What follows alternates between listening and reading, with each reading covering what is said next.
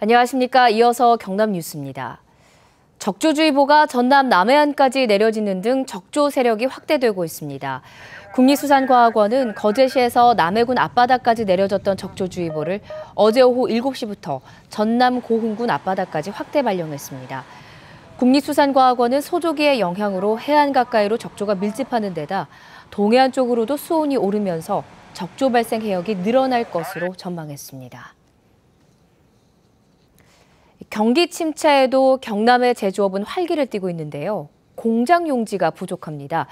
올해 전국에서 분양되는 산업단지의 3분의 1이 경남에서 조성됐는데 조성만 하면 팔려나간다는 말이 나올 정도입니다. 천연수 기자가 보도합니다. 산업단지 조성 공사가 한창입니다. 160만 제곱미터 면적의 일반 산업단지로서는 대규모입니다.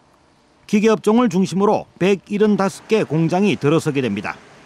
완공을 10개월 남겨뒀는데도 이미 95%가 분양됐습니다. 1단계 입주를 하기도 전에 2단계 확장을 준비할 정도로 공장 용지가 부족합니다. 저희 면적보다도 약 3배 가까이 의향서를 제출해 주셨고요. 추가 부지 약 3만 평을 저희가 조성을 해서 중소형 면적으로 추가 공급할 예정입니다. 올해 경남에서 공급되는 산업단지는 모두 41곳, 1,081만 제곱미터입니다. 전국에 조성 중인 산업단지 128개의 32%에 해당합니다. 분양률은 전국 평균 91.8%를 크게 웃도는 97.9%입니다. 완전 분양에 가깝습니다. 경남에서 산업단지 수요가 급증하는 원인은 부산, 울산의 기업이 경남으로 옮기기 때문. 항공, 해양, 나노의 세계 경남 국가산단을 지원하는 기업이 경남에 미리 자리 잡는 경우도 있습니다. 배후도로가 2017년 1월에 개통이 되면 배후단지 수요가 확대됨으로써 인근 시군의 산업단지 수요는 계속될 것으로 전망합니다. 경상남도는 2년에서 4년씩 걸리던 산업단지 조성 기간을 절반으로 단축해 수요 급증에 대비하고 공장 실수요자가 산업단지 조성에 직접 참여하는 방식을 확대하고 있습니다. KBS 뉴스 천연수입니다. 울산에선 올 상반기 모든 주력 업종들의 부진 속에 수출이 20% 가까이 줄었습니다. 이런 상황은 하반기에도 계속될 것으로 보이는데 특히 석유화학과 정유업종의 수출 부진이 심각할 것으로 예상됩니다. 보도에 박중관 기자입니다. 올해 상반기 울산 지역의 수출은 387억 달러, 1년 전에 비해서 19.3% 줄어들며 전남에 이어 감소폭이 전국에서 두 번째로 컸습니다. 유가 하락과 중국의 수요 둔화 등으로 인해 석유와 석유화학 제품 등 선박을 제외한 주력 업종들이 많게는 절반 가까이 수출이 줄어든 결과입니다. 그나마 수입도 큰 폭으로 줄면서 무역 수지는 국내 전체 흑자 규모의 절반인 217억 달러 흑자를 기록했습니다. 이런 사정이 하반기라고 좋아지지는 않습니다. 신흥국 경제의 변동성은 더욱 커지는 등 대외적 위협 요인이 지속되어 세계 교역 성장률 또한 예상보다 둔화될 것으로 전망되므로 울산 수출 또한 부진세를 이어갈 것으로 예상됩니다. 국책연구기관인 산업연구원도 울산 주력 업종의 수출 부진이 하반기에도 이어질 것으로 내다봤습니다. 정유는 중국의 정제 생산 확대와 세계적인 공급 과잉 등의 영향으로 지난해보다 26.5%나 줄어들고 석유화학은 중국의 자금률 확대와 저유가에 따른 단가 하락으로 10.5% 줄어들 것으로 전망했습니다. 자동차도 신차 출시에도 불구하고 신흥국의 수요 부진으로 겨우 0.4% 늘어날 것으로 예측됐습니다. 그나마 조선은 고부가가치 선박의 인도가 이어지면서 5.7% 증가할 것으로 전망됐습니다. 이 같은 수출 부진 속에 수입도 함께 줄어들 것으로 예상돼 하반기에도 이른바 불황력 흑자 기조는 유지될 것으로 전문가들은 내다보고 있습니다. KBS 뉴스 박중관입니다. 지난 주말 경남에서 피서객의 사망 사고가 잇따랐습니다. 어제 오후 2시 40분쯤 합천군 합천창녕보 주변 강가에서 물놀이를 하던 36살 안모 씨가 숨진 채 119 구조대에 발견됐습니다. 또 어제 오전 10시쯤 통영시 욕지면에서는 스킨스쿠버를 하던 51살 김모 씨가 의식을 잃어 병원으로 옮겨졌지만 숨졌고 그제 오후 5시 반쯤 산청군 산청읍 경호강에서도 물놀이를 하던 26살 신모 씨가 물에 빠져 숨졌습니다. 경상남도가 구제개혁위원회를 통해 발굴한 사례 4건을 조례 개정을 통해 개선하고 83건은 중앙부처에 건의하기로 했습니다. 경상남도 조례 개정으로 이어진 사례는 열처리업계와 뿌리산업체의 전기요금 체계 개선을 통한 경영 개선과 남해안 양식장에서 여러 가지 수산물을 혼합 양식하도록 허용하는 등의 내용입니다. 경상남도는 지리산 케이블카와 산지 관광 특구를 위한 규제 해소도 추진하고 있습니다.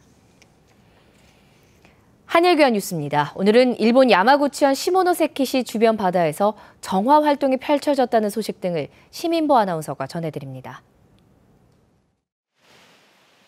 한일 해협을 사이에 두고 한국과 일본의 자치단체가 해양 정화 활동을 벌였습니다.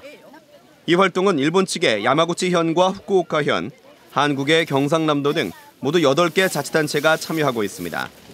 시모노세키시와 나가토시에서 펼쳐진 정화 활동에는 모두 1,400여 명이 참가해 쓰레기 등을 수거했습니다.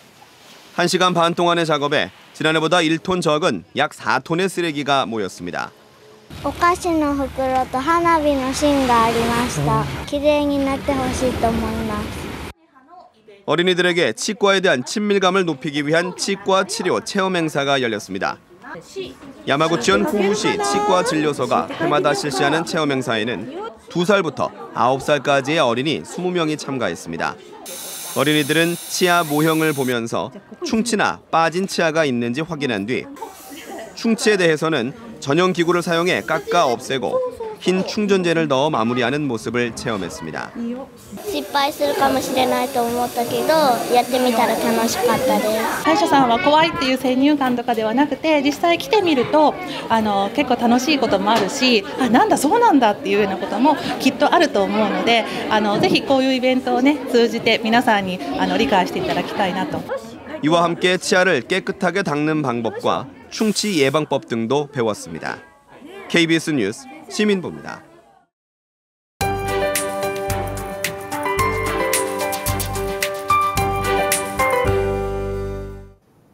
오늘도 어제만큼 덥습니다. 절기 입추가 지났지만 한낮 더위는 계속해서 기승을 부리겠는데요. 현재 통영과 고성을 제외한 모든 시군에 폭염특보가 내려지면서 낮 기온은 33도를 웃돌겠습니다. 하지만 더위의 기세도 비가 내리면서 잠시 주춤하겠습니다. 내일 밤 서부 지역을 시작으로 이번 비는 목요일 오전까지 이어지겠습니다. 현재 위성 영상 보시면 우리 지역으로 높은 구름이 많이 지나고 있습니다. 이렇게 구름량은 많지만 볕을 가려주기에는 부족하겠는데요. 오늘도 북태평양 고기압의 가장자리에 들면서 무더운 날씨가 예상됩니다. 그만큼 낮 동안 기온이 빠르게 오르겠습니다. 현재 기온 살펴보면 창원이 25.1도로 지난밤 우리 지역으로는 열대야가 나타난 곳이 많습니다. 한낮 기온은 밀양이 35도, 창원이 33도로 어제와 비슷하겠습니다. 서부 지역으로도 낮 동안 기온이 빠르게 오르겠습니다. 오늘 합천이 34도, 진주도 34도까지 오르겠습니다. 바다의 물결은 0.5에서 최고 2m로 먼 바다에서 높게 일겠습니다. 기상정보였습니다. 창원시가 여름 휴가철을 맞아 주요 피서지에서 전세버스를 대상으로 특별 안전점검을 벌입니다. 통영시가 희망마을 만들기 사업으로 명정동 서피랑에 오르는 계단을 피아노 건반 모양으로 꾸밉니다. 김해 가야 테마파크가 열대야를 피하려는 시민을 위해 밤 12시까지 개장 시간을 연장합니다. 밀양시가 환경부 지원으로 단장면 표충사에서 제약산 산들릅사이 등산로를 국가 생태 탐방로로 정비합니다. 해양수산부가 국내 해운 물류 기업의 해외 진출을 지원하기로 하고 지원 대상을 모집합니다. 대상 사업은 국내 해운 물류 기업이 해외 진출을 희망하거나 구상 계획 중인 다양한 형태의 해외 물류 사업으로 타당성 조사 비용의 최대 70%, 한 건당 최대 1억 원입니다. 경상남도의 지난달 소비자 물가지수가 109.86을 기록하며 전달과 비교해 0.5%포인트 상승했습니다. 일반 소비자들이 체감하는 생활 물가지수는 전달 대비 0.3%포인트 하락했고 생선과 과일, 채소류로 구성된 신선식품 지수는 전달에 비해 0.2%포인트 상승했습니다. 전기료와 공동주택 관리비, 자동차용 LPG, 경유 등이 전달에 비해 하락한 반면 단체 여행비와 주류, 서비스 등 대부분 품목이 소폭 상승했습니다. 하천군이 재해를 예방할 수 있는 도시계획이 필요한 곳으로 꼽혀 전문기관의 지원을 받게 됩니다. 국토교통부는 지난 10년간 재해 피해 규모와 재해 취약 정도 등을 평가한 결과 재해 예방 컨설팅을 지원하는 사업에 합천, 부산 등 10곳을 선정했다고 밝혔습니다. 국토연구원 등 전문기관은 설명회와 사례 발표회를 개최해 재해 취약 지역의 특성을 분석한 뒤 해당 지자체의 재해를 줄이는 도시 설계 방법 등을 전수할 예정입니다. 창녕에 정신장애 범죄자를 치료하는 전문 병동이 마련됩니다. 법무부는 정신질환 전문 치료병원인 창녕 국립부곡병원 안에 정신장애 범죄자를 전담할 부곡법무병원을 개설합니다. 부곡법무병원에는 공주치료감 호소에 있는 환자 가운데 영남권에 연고가 있는 50여 명이 이송돼 진료를 받게 될 예정입니다. KBS 뉴스를 마칩니다. 고맙습니다.